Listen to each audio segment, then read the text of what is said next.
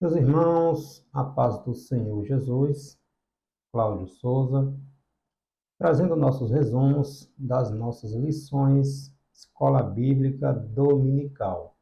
No vídeo de hoje, vamos trazer a nossa reflexão, nosso resumo sobre a nossa 11ª lição, revista de adulto, que tem como título Os prejuízos da mentira na família. Lembrando que nossa revista desse trimestre está contextualizando relacionamentos em família, temas relevantes, importantes, que essa revista desse segundo trimestre está pontuando nesse cenário político, religioso, social que estamos vivendo, nesse contexto, neste mundo tão conturbado, onde os valores têm se invertido. É importante tratarmos desses temas nas nossas igrejas, para nossos jovens, para nossos irmãos em Cristo, porque são temas que fazem parte da nossa vida e tem que ser abordado nas nossas igrejas. O prejuízo da mentira na família. Mentiras que, como temos na nossa cultura, no nosso país, infelizmente, o chamado Dia da Mentira, né, é culturalmente permitido em nosso país, chamado 1º de abril, intitulado o Dia da Mentira. E, infelizmente, muitos cristãos entram nesta brincadeira e está errado. Jesus vai dizer que o diabo é o pai da mentira. Então, os prejuízos da mentira na família. Nossa verdade prática está dizendo: a mentira pode até dar flores, mas não produz frutos para o bem. Nosso texto áureo: não mintais uns aos outros, pois que já vos despistes do velho homem, como com os seus feitos. Colossenses, capítulo 3, versículo 9. Os objetivos desta nossa lição: investigar a natureza da conversão de Ananias e Safira. Nossa revista, nossa lição, nossa 11ª lição, está contextualizando ali o cenário, a história envolvendo o casal Ananias e Safira. Segundo ponto, refletir a respeito do problema da mentira na família. E terceiro tópico, expor o conselho bíblico de como proteger a família da mentira e da hipocrisia. Nosso texto bíblico está no livro de Atos dos Apóstolos, o livro histórico que conta a história da igreja ali no Novo Testamento, capítulo 5, versículo do 1º ao 11º, contando ali a história envolvendo o casal Ananias e Safira. Atos dos Apóstolos, capítulo 5, versículo do 1º ao 11º. O capítulo 5 de Atos nos apresenta o casal Ananias e Safira, que no lugar de entregar uma oferta voluntária e desprendida, dissimulou, tentou enganar a Pedro e pagou com a própria vida, pensando que estava enganando os homens. E Pedro vai dizer: não está me enganando, em outras palavras, não está mentindo para mim, está mentindo ao Espírito Santo. E o preço desta mentira foi muito alto, para este casal, Ananias e Safira. É preciso estabelecermos a cultura da verdade dentro de uma família cristã, onde há verdade, há confiança e segurança. Então você leia o capítulo 4, e no final ali do capítulo 4 nós vemos os irmãos vendendo suas propriedades, depositando ali para os apóstolos administrando ali na distribuição aos irmãos de Jerusalém, aos irmãos necessitados. E Ananias e Safira, vendo os irmãos fazendo isto, resolveram também ajudar, só que de uma maneira equivocada, pensando que estava enganando apenas os apóstolos. Mas, na verdade, Deus vê todas as coisas. O perigo da mentira na família, na vida do crente. Crente, cristão, não deve andar mentindo. Atos dos Apóstolos, capítulo 5, é o contexto ao qual estamos falando aqui nesta lição. A história de Ananias e Safira. A história de Ananias e Safira foi marcada negativamente pela mentira que o casal proferiu no início da igreja. No início da igreja primitiva. Né? Um sentimento amoroso de partilha e respeito aos irmãos carentes ali de Jerusalém, né? Aos irmãos mais necessitados. Existia aquela comunhão entre os irmãos. Aqueles que tinham mais partilhava aos irmãos, com os irmãos necessitados. Nós vemos no capítulo 4, no final ali do capítulo 4 de Atos dos Apóstolos, o Barnabé que veio a ser um grande companheiro de Paulo nas viagens missionárias. Barnabé vendeu a sua propriedade e depositou ali aos pés dos apóstolos, para os apóstolos distribuir entre os irmãos mais necessitados. Ananias e Safira, vendo essas atitudes dos irmãos, resolveram também ajudá-lo.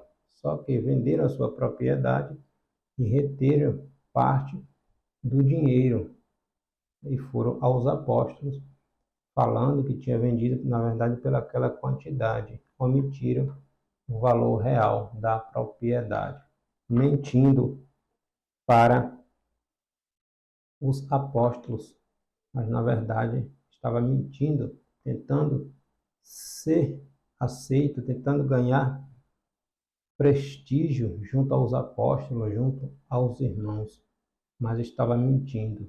E Pedro vai dizer que estava mentindo não a ele, mas ao Espírito Santo de Deus. Então, os irmãos vendiam as suas propriedades e depositavam ali junto dos apóstolos, para os apóstolos que estavam à frente ali da igreja, administrar, distribuir entre os irmãos. E Ananias e Safira foram pegos por causa da mentira. É nesse contexto que este casal deixou-se dominar pela inveja e o desejo de chamar a atenção dos demais irmãos. Então vamos estudar o perigo que a mentira traz para a família cristã, para o cristão. Além da tragédia espiritual, né, que traz as consequências, a mentira também traz uma tragédia,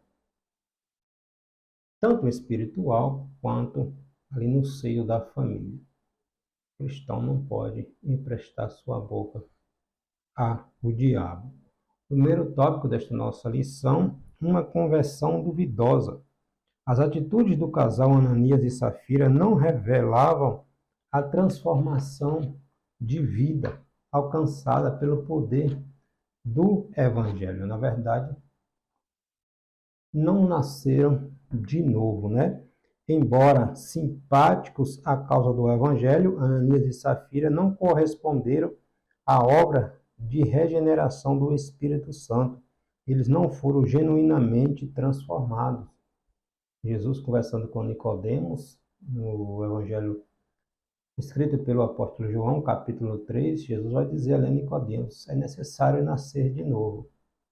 Se não nascer de novo, se não houver essa mudança de mentalidade, de atitude, transformação interior, não nasceu de novo.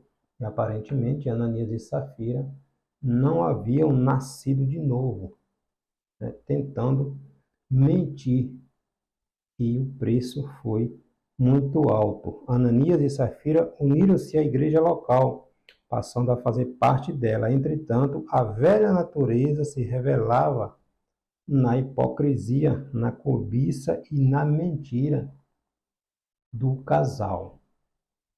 Em Atos dos Apóstolos, está claro que uma das características dos primeiros irmãos ali da igreja primitiva, primeiros irmãos, entre outras coisas, era a comunhão.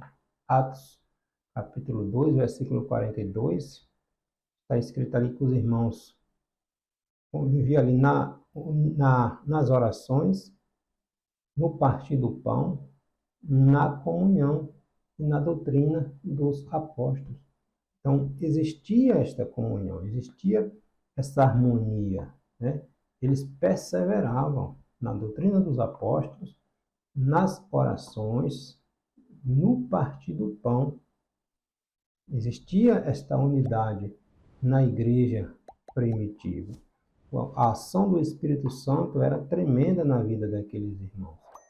E, infelizmente, este casal agiu erroneamente, omitindo metade o preço real da venda das suas propriedades e foram depositar metade ali aos pés dos apóstolos, dizendo que tinha vendido por aquele valor, quando na verdade o valor tinha sido bem maior. Os apóstolos, obviamente, não estavam interessados na propriedade deles. O dinheiro era deles. Era simplesmente como falar a verdade. Vendemos por X, estamos doando para a igreja Y. Pronto. Simples assim. Mas tentando usar de engano, e ninguém que anda no engano permanece na casa de Deus. A marca dessa igreja, da igreja primitiva, era ajuda mútua, pois seus membros vendiam suas propriedades e depositavam todo o valor arrecadado aos pés dos apóstolos.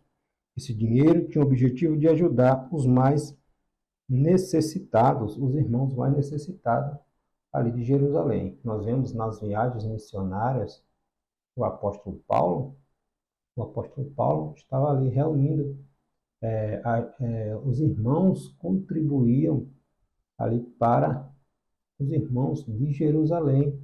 O apóstolo Paulo, nas suas viagens, arrecadava ali mantimentos, ajuda financeira dos irmãos para ajudar os mais necessitados ali de Jerusalém. Então, isto era um marco na igreja primitiva. Não existia irmão passando necessidade. Um ajudava o outro, né? Então, Barnabé, o companheiro ali de Paulo, ele foi um desses. Ele vendeu suas terras e entregou todo o dinheiro ali aos pés dos apóstolos, de forma voluntária, para suprir as necessidades dos irmãos carentes ali de Jerusalém. Está lá em Atos, capítulo 4, versículo 36 e 37. Então, quando Ananias e Safira viram ali o desprendimento generoso de Barnabé, eles encheram seu coração de inveja. No lugar de agirem de maneira generosa, eles cultivaram um sentimento carnal, tramando um plano para impressionar os apóstolos e a igreja, os irmãos, ali no início da igreja. Que coisa terrível, né?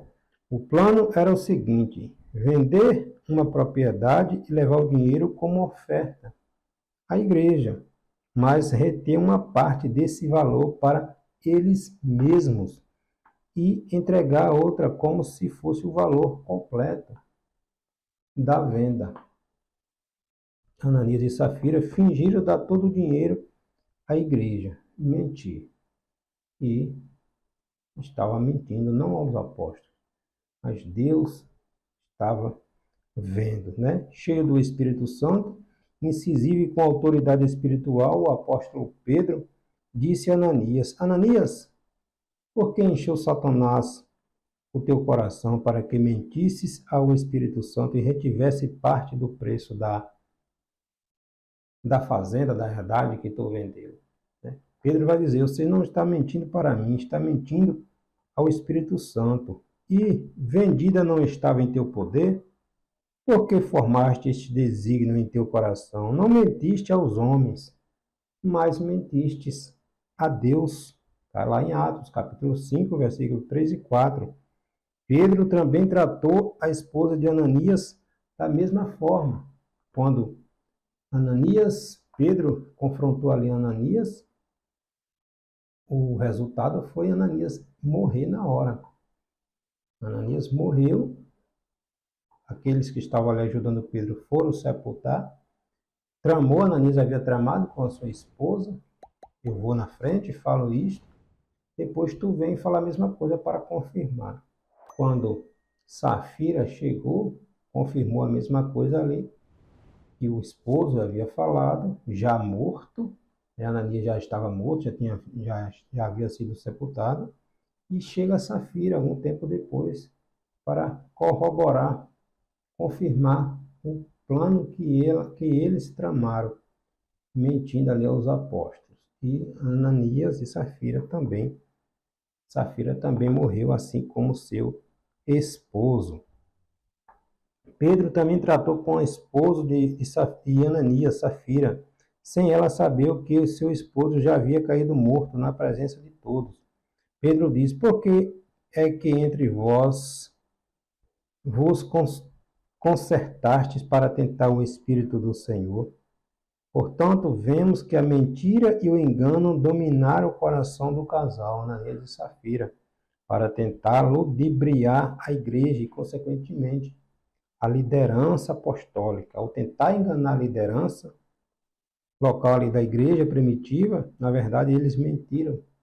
Estavam mentindo contra o Espírito Santo de Deus, voltando-se diretamente contra o Senhor. Olha o perigo da mentira.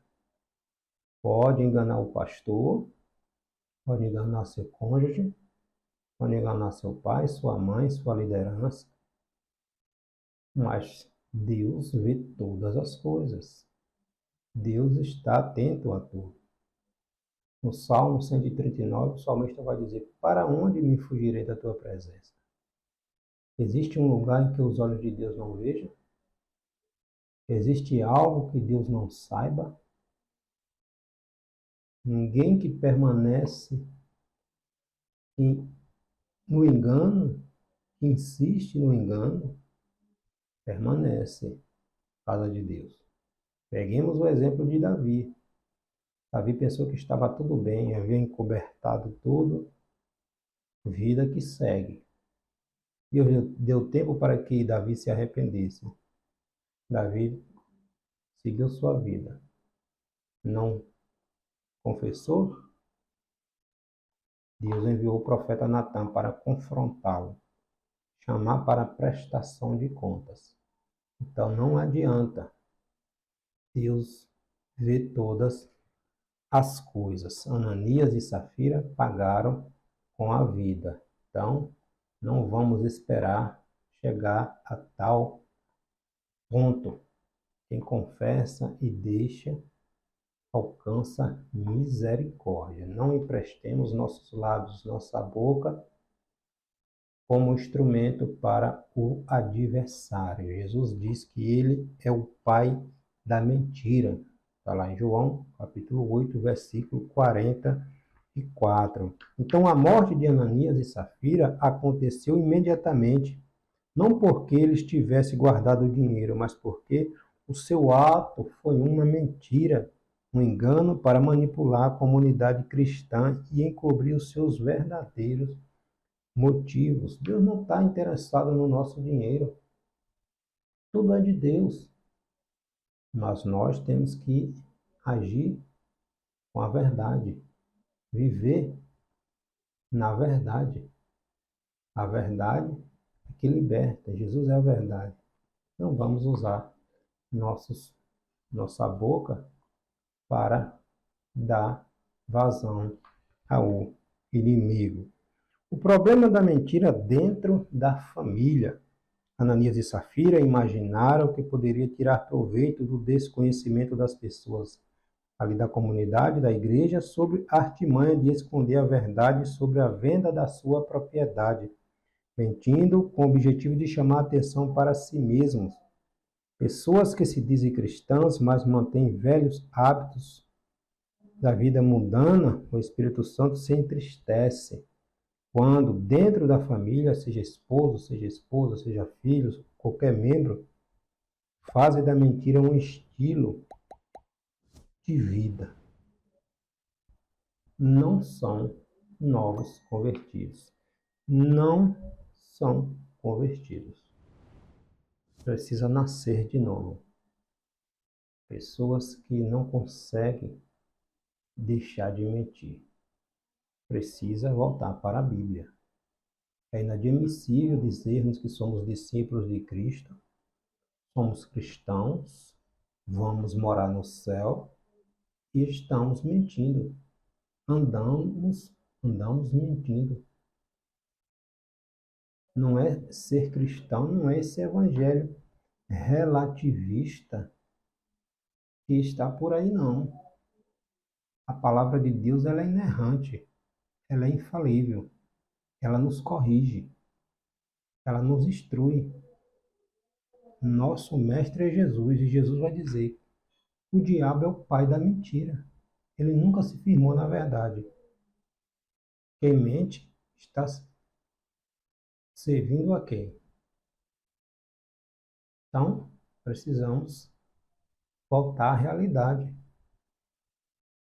Cidadão do céu não anda mentindo. Transformação, nascer de novo é mudança de atitude, mudança de mentalidade, mudança de comportamento.